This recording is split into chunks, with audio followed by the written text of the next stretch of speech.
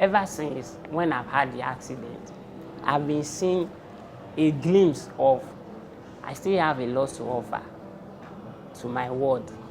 Even though circumstances around me makes it look as if it's not going to be achievable, but within me, I still have the clear picture in my head that I still have a lot to offer.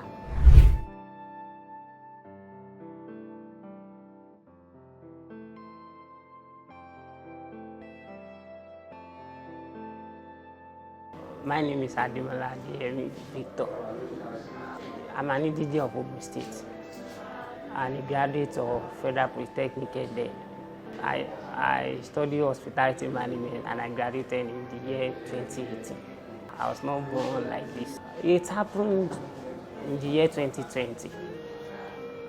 I think after I finished my NYC in the year 2019, I relocated down to Abuja just to go and see if I could gain a job there.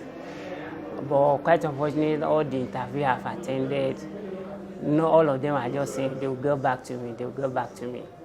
But as a young guy, I don't feel like sitting comfortable at home, not doing anything. I ventured back into driving taxi because that's what I used to do before I graduated. Anytime we had semester break, I used to rush down to Abuja to drive taxi to save some money. And that's what I said, let me venture back into, pending the time that maybe any of the interviews I've attended before, maybe they will call me one of these days to come and resume a job. Before I had the accident on that fateful day, June 22nd, 2020 to be precise. When I had that accident, it's not as if I did not lose consciousness, but I closed my eye because I was hearing noise. People were just like, how to cool, but I'm hearing their voice. At least when I later opened my eye in the hospital, I was telling some of the people around me that I heard what you said when they were carrying me. But as time goes on, because initially I never knew what has happened. But when I heard that it was spinal cord injury, I'm a many person, I'm a graduate, so I know what and what is even associated with spinal cord. So it was very depressing.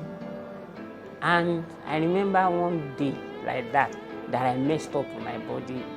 Like, I don't know what I ate. So I was stooling like maybe 10 minutes or 20 minutes. That day, I have a thought. I was telling my sister that God should take my life. I said I cannot kill myself because I'm a Christian. I know it's against you killing yourself, that you cannot kill what you did not create. But I was praying to God that instead of me being a liability, instead of me being a burden, because I know it's a burden, I will mess up now.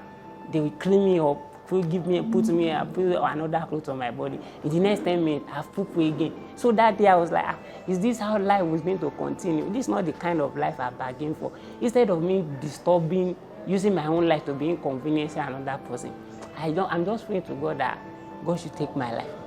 That so I can relieve my siblings, especially my sister that was around then, that I should relieve her. So it was very depressing, I can't lie. Or not until one day that one man of God visited me. That was the first time that man of God visited me. And he said he had a word for me. And he said he should tell me that I should stop asking God, why me? That God said he should tell me that I should stop asking why me. And I remember before that pastor come, every night if I want to sleep, I used to ask God that why me? Because as a young man, before I had my accident, I believe I'm a child of God and I don't do bad things. I have good things, like good mindset for humanity. That why me out of 4? I'm the only male graduate in my family cycle. So I'm imagining that I even say that I've graduated and I'm already breaking some shackles. Why me? But when that man of God tell me that I should stop asking God why me, rather I should be thanking God because he spared my life. That if the accident I had happens to any of my family members, they don't have the grace to survive. That I'm still surviving. And he told me that God still have better plans for me. So, depressing, yes. I have a thought of committing suicide. I never planned that I want to kill myself, but I know I pray to God that God should kill. But God did not answer that prayer. But here I am. First of all, I was thank God. It has not been easy, but nevertheless, My family and friends and associates, they have always been helping, because when I see the way they rally around me, it gives me courage and hope that I still have people that cares for me. I was never abandoned. At any point in time, I was never abandoned. So I would say life has not been easy, but above all, I still thank God. June 22nd this year made it 5 years. So it's 5 years plus now that I had the accident. The challenges are enormous, but I think gradually it's reducing. Because initially I remember when this journey first started, I do use something that is called external catheter. Because then I lost sensation. I don't know when I want to urinate or defecate. I do use Pampers before. But gradually, as I'm recovering, as I'm gaining some sensation back, I began to do away with that catheter. Now I can urinate on myself. I can go to the toilet and ease myself in a convenience room. But before, it was not like this. Before, they need to carry me to toilet if I want to toilet, because I don't even have the ability. But as time goes on, I begin to gain strength in my legs. I could do that on my own. But now, the most challenging that I have now is that I have not been able to lay my hands on doing something that will be fetching me money that I could be supporting my daily living. Although it's not as if I don't have my sister, I don't have my family being there for me, but you know, as a young man, I want to continue with life. I want to have my own business. I want to have my own family that I will be living independently on my own. So it has been challenging. I'm just trusting God that maybe one of these days, fate will smile, fortune will smile on me. I will have somebody that will finance me financially, because I have my business idea of what I want to do. Due to me not have my legs to do what I want to do, I envisaging to have a business like maybe a venture of selling like point of sale machine. I want to have one. But while doing that, it will be something easier for me if I have a close by convenience room. Should be in case when I want to use toilet. That has been the most scary part, because if I have the order I want to use toilet, there is a limit I can keep the urine or the defecate if I'm not close to toilet. And you know, where we can have all this point of sale, it's always outside, maybe by the roadside, maybe in a bus stop, that restroom facility might not be available. It might not. So it's a challenge on this one. I will have ventured into that already, but you know, it's always going to be messy. As a young guy, you are in the point of, say, maybe attending to a customer, and you want to ease yourself, you want to use toilet, and it's not close by. Definitely, I'm going to mess it on my body, which is going to be messy. So that alone is a challenge. But if I can have a business spot that I have a point of sale that can attend to customer and a convenience room very, very close by, I think I could start from there. Ever since when I've had the accident, I've been seeing a glimpse of I still have a lot to offer to my world. Even though circumstances around me makes it look as if it's not going to be achievable, but within me, I still have the clear picture in my head that I still have a lot to offer. And I never felt deterred. And that's why anywhere anybody sees me, they used to imagine with this condition and with this kind of mindset that I carry, that it's rare to see somebody that is facing this kind of my challenge to still portray this good disposition at any given time. So my aspiration never dies.